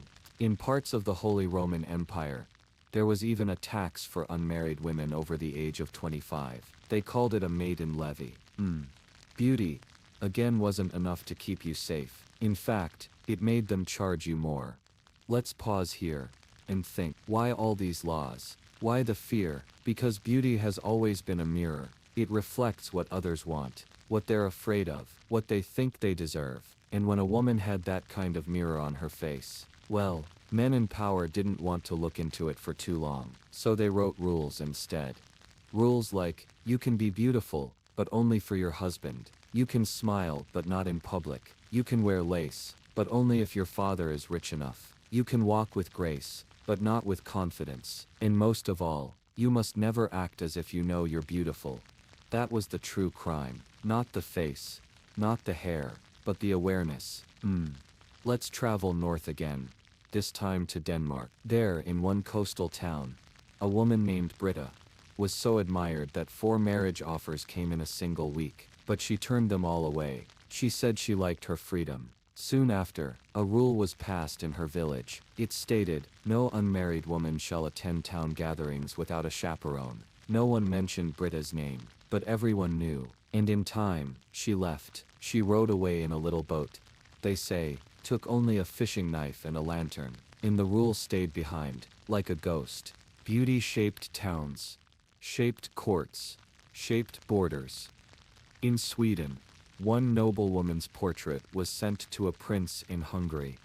He fell in love with the painting, married her, and her lands became his lands.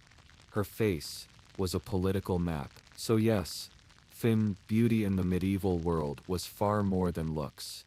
It was economics, it was diplomacy, it was law. But for the women inside those painted bodies, it was also exhaustion. In the next part, we will rest in the quietest corners yet, where women built secret worlds away from mirrors, away from courtiers, away from laws, where they grew old with grace, and taught each other how to survive. Let this part settle on you gently, and if the rules of the world ever feel too tight, just remember, you don't have to follow them. Not all beauty needs permission. Sleep now. Let your breath slow. The next story waits beneath the roots of old houses, and in the lullabies of forgotten kitchens. It's quiet again, Finn. The kind of quiet that doesn't ask questions, doesn't expect answers, just invites you in. Tonight, we go to places not found on maps. The small gardens behind convent walls, the warm rooms of widows' cottages, the weaving circles hidden beneath cloisters, places where women, beautiful or not, could simply be.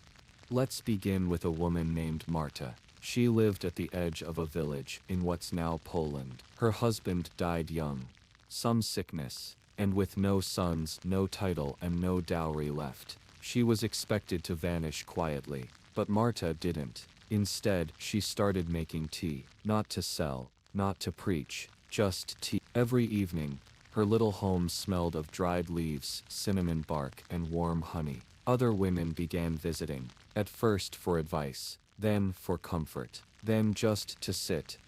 They didn't talk about beauty, but they noticed it. The way one woman's hands moved when she poured water, the way another tucked her hair behind her ear, the way Marta herself lit the room, just enough to soften every face.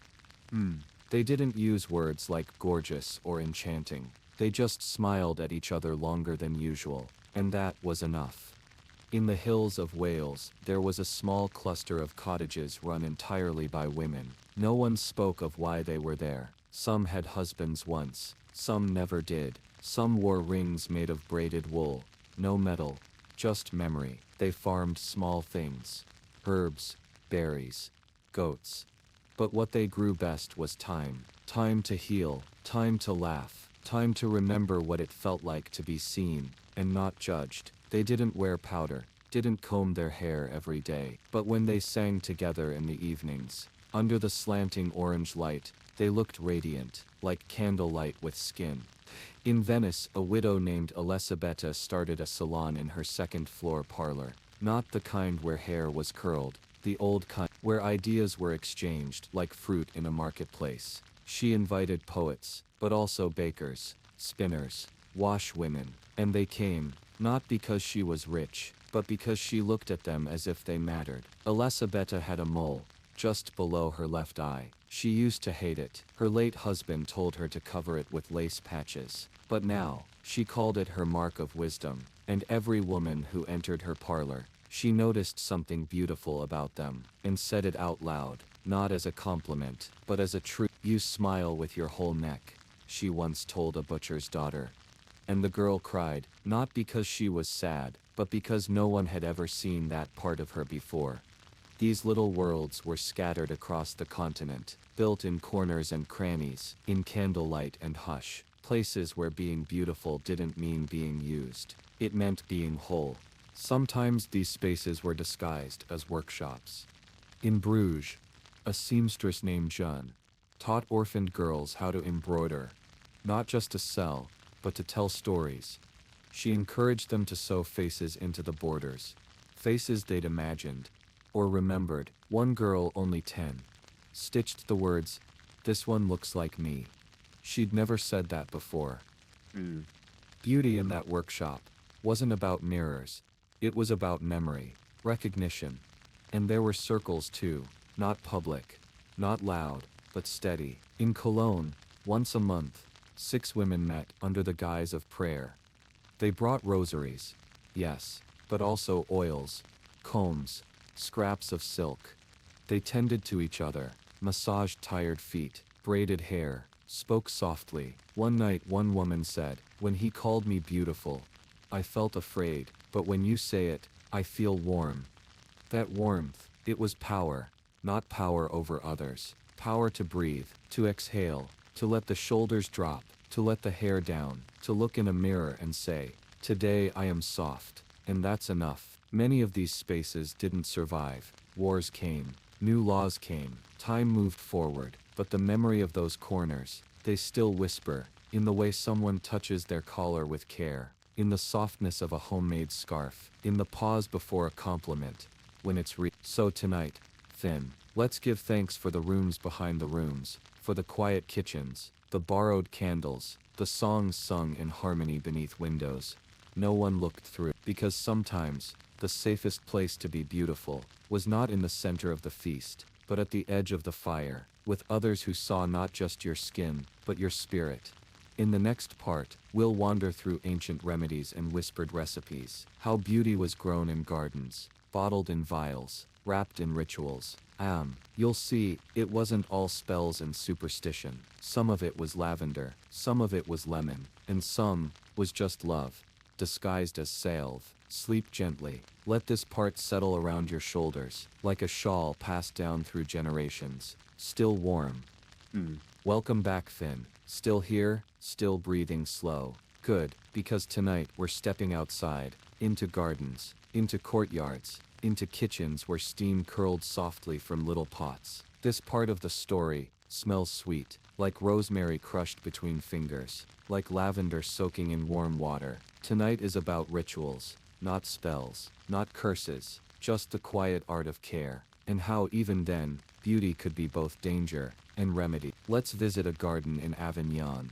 An old nun named Beatrice kept it, not because she loved flowers, but because she believed in them. Each plant had a purpose: mint for headaches, thyme for courage, chamomile for sleep. But hidden behind the rosemary, she grew something else: rose petals, dried and steeped in rainwater, used as a skin tonic, softened the face, brightened the eyes. So they said. Beatrice never told the abbess, because vanity wasn't allowed, but care?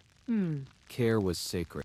She once whispered to a younger sister, as she dabbed rosewater beneath her eyes, There is no sin in wanting to feel beautiful in your own skin, only in forgetting that you already are. What a thing to say, especially back then.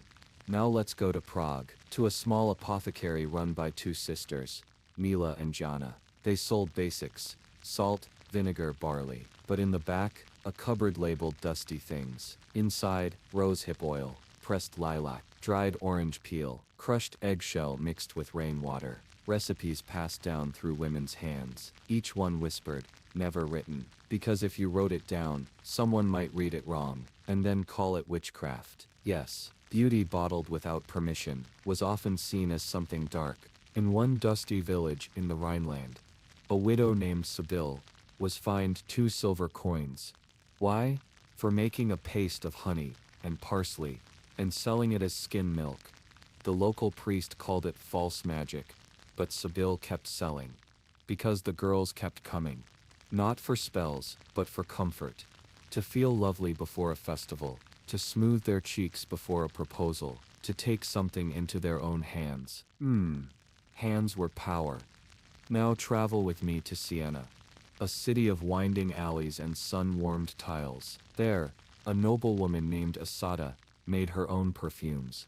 She ground cinnamon herself, boiled orange blossoms in copper pots, let oils rest under the moonlight, and she kept the bottles in a hidden drawer, not to sell, not even to gift, just to open when she needed to remember herself. She wrote in her diary, "I wear scent, not to be noticed, but to remember that I am still living." That's what beauty was, Finn. A memory, a reminder, a return.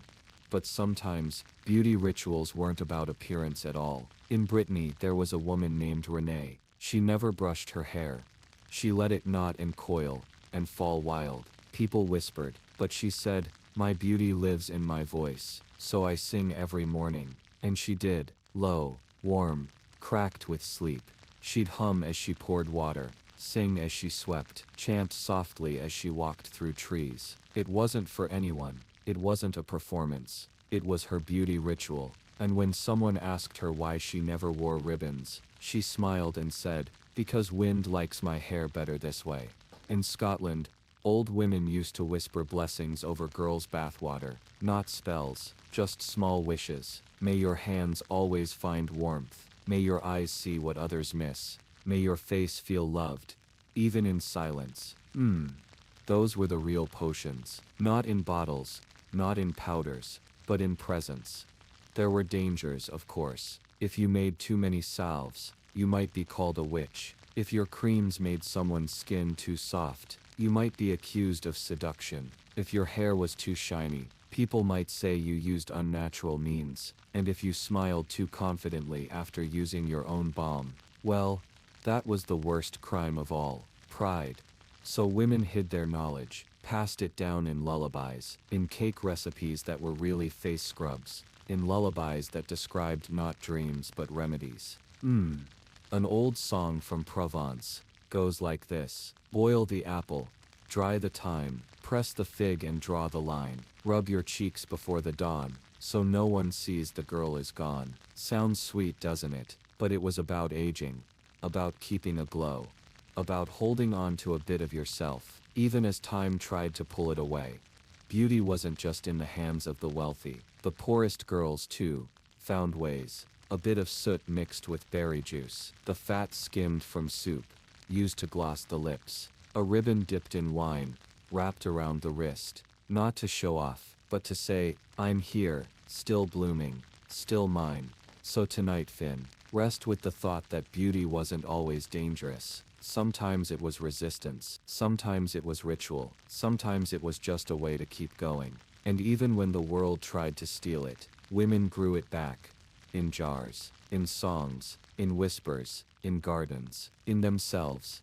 In the next part, we'll move even deeper into what came after, when beauty aged, when it faded, or at least when people thought it did, and how women, strong, soft, quiet women, kept rewriting what it meant to shine. Sleep gently, let the lavender settle in, let the rosehip cool. You are more than reflection, more than glow. You are the keeper of your own ritual. We're close now, Finn. Closer to the end. but not rushing. This part, it's not about young beauty, or painted faces, or the hush of garden rituals. It's about what came after. When the skin softened, when hair grayed, when eyes needed more rest to glow. This is the story of aging, of growing older, in a world that prized youth, of women who were once called beautiful, and what happened when that beauty faded, at least in the eyes of others. Let's begin with Agnes. She was once the most admired girl in her village, hair like sunlight, eyes that sparkled even when she didn't speak. At 17, she had 5 suitors, at 20 she was married. But by 35 her face had changed, lines at the corners of her eyes, cheeks no longer flush without help. And people stopped looking, just like that. One day, at the market, she overheard 2 young girls whisper, "That's Agnes, she used to be so pretty." She smiled, not out of sadness, but because she knew something they didn't. She still was, just not in the same way. See Finn. In medieval times, beauty wasn't just admired, it was expected. If a woman was known for it, it became part of her value, her currency, and when it faded, so often did the respect.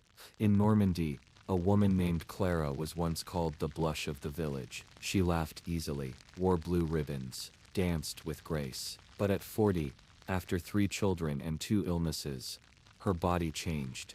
Her back curved, her hips widened, her laughter softened, and people forgot her name. They called her the widow near the well. Not Clara, not even Madame. She began walking early in the mornings, before sunrise. She said it was to stretch her legs, but really, she missed being seen. In Florence, a noblewoman named Cosima was once painted by a master. She was only 19. Her portrait hung in the family gallery. But when she turned 50, a guest at dinner asked, "Is this your daughter?" Cosima replied, "No, that's me, just younger, with tighter skin and more patience." The room laughed, but Cosima didn't, because it was her, still her, always her, just with a different weather now, a different sky. Some women aged out of beauty, and into invisibility, but others, they aged into power, like Lady Tamsin in Wales. At 20 she was praised for her figure, at 30 her voice, at 40 her wit, and at 50, they called her a force. She wore gray proudly, braided her silver hair like armor, told young girls, "Your beauty will fade, but your gaze if trained well will sharpen." There's something beautiful about that, about aging like a knife, not dull, just more precise. In the north of England, an old woman named Bruna was known for her garden. She no longer wore shoes, no longer combed her hair straight, but when you visited her, she'd look you in the eyes and say, "You've got stormy thoughts today." And she'd be right. She saw through people, not around them, not above them. That was her beauty, unmistakable, untouchable. In convents and old manors, in village corners and on craggy hills, aging women gathered, not out of grief, but out of knowing. They exchanged fewer recipes, more stories. They laughed about their younger selves, the way they once fretted over a blemish, or a wrinkle, or a boy. Now they fretted over books being returned, seeds not sprouting, shoes left in the rain. Their worries had aged too. In Bohemia, one woman wore her wrinkles with ceremony. She called them her chapters. When a girl asked her if she wished she could be young again, she replied, "Only my knees. But the rest, I earned it." That kind of beauty can't be bottled, can't be painted, can't be sold, only lived. But let's not pretend it was easy. Many women felt the loss. The silence when they entered rooms that once paused for them. The quick glances towards someone younger. The feeling of becoming furniture. But they built something new, a presence, a strength, a quiet fire that didn't flicker for others, but burned slow and steady inside. So tonight, Finn, rest in the comfort that beauty doesn't leave. It just changes its clothes. It may walk slower, speak softer, smile with more lines, but it's still there, waiting to be seen, heard, known. In the next part, we'll drift into the stories of those who never considered themselves beautiful, not by others' standards, but who still lived richly, fully, who still left traces behind. in the shape of their kindness, in the warmth of their meals, in the way they held space for others to be themselves. So for now, let the quiet gather. Let your chest rise and fall gently. And if you feel yourself fading, it's not disappearance, it's rest. You too are beautiful, just as you are, even now, especially now. We're almost at the end, Finn, but not quite. This part isn't about the known beauties or the famed portraits, or even the once admired ladies whose looks faded with time. This part is about the forgotten ones, the women who never heard the word beautiful said to them aloud, the ones whose names weren't painted, but whispered in kitchens, not praised for appearance, but remembered for something deeper. Let's stay soft, still, listening. In the Highlands of Scotland, there was a woman named Mary. She lived alone, never married, never caught the eye of any lord or poet. They called her plain, but children loved her hands, because they were always warm. Mary would sit with little ones who couldn't sleep, and hum low songs made of nothing. No words, just sound, and somehow, they'd drift. When Mary passed, years later, no one remembered what she looked like, but every child who had grown under her humming remembered how it felt. They called it Mary's hum, and they sang it to their own children. That kind of beauty has no face.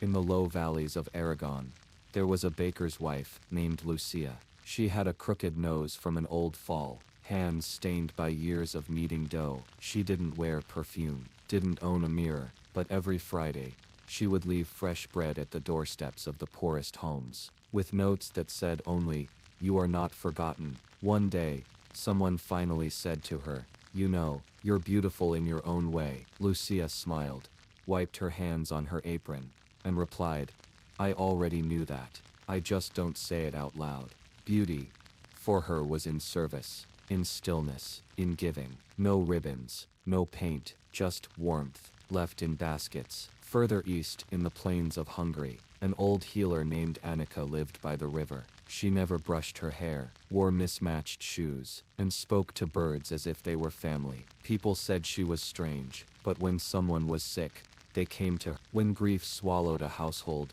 she came with herbs and soup, and silence. Annika had no beauty in the way the townspeople measured, but she had presence. When she entered a room, things softened, grief paused, children stilled, even time itself seemed to wait. That's not the kind of beauty they write ballads about, but it's the kind that stays in memory, in marrow, in stories whispered across campfires long after names have been forgotten. Let's visit a quiet town near the Black Forest. There was a tailor's daughter named Ilsa. She had no suitors. Her voice cracked when she spoke. She walked with a limp, and her eyes, though sharp, never met your gaze for long. But she could mend anything. Tears in fabric, cracks in shoes, even little breaks in people. When a girl cried, Ilsa would simply hand her a bit of ribbon. Say nothing. Then, a week later, she'd return with a new dress made of that very ribbon sewn into the hem. A quiet way of saying, "I saw your sadness, and I kept it. And now, I give it back, woven into something whole." She never married, never left her town, but every woman who wore one of her dresses felt like they'd been understood, not for how they looked, but for who they were. Friends, sometimes the most dangerous thing about beauty was not having it, but having it overlooked. Because a world that only honors one kind of beauty forgets the rest. It forgets Mary's hymn, Lucia's bread, Annika's silence, Ilsa's thread. And yet, these women left echoes, soft ones, not grand enough to echo in stone halls, but strong enough to linger in kitchens, fields, hearts. Tonight, maybe you're like one of them. Not praised, not painted, not even seen sometimes, but still, beautiful, in your way, in the way you fold the blanket, in the way you hum when you walk, in the way you listen when others speak, in the way you wait, when you could rush. You don't need a mirror to be beautiful. You don't need proof, or permission, or even words. You just need to breathe. And with that breath, know you've added something good to the world. A softness, a stillness, a hum, perhaps, one that someone will remember. In the final part, we will rest. truly rest, and say goodbye to the story, with the final memory of what it means to be seen, to be soft, to be strong, to be dangerously beautiful. Even if no one notices, especially if no one notices. Sleep gently now, you are exactly where you need to be. We've made it here, Finn, to the end of this story, the end of the whispers, the end of the echoes. But before we let go, let's sit together a little longer, in the quiet, in the stillness, with the candlelight flickering just enough to keep your mind warm. This final part isn't about the dangers, or the rituals, or the changes that came with age. It's about the truth that sat beneath all of it. The reason being too pretty, was dangerous, was never really about the prettiness at all.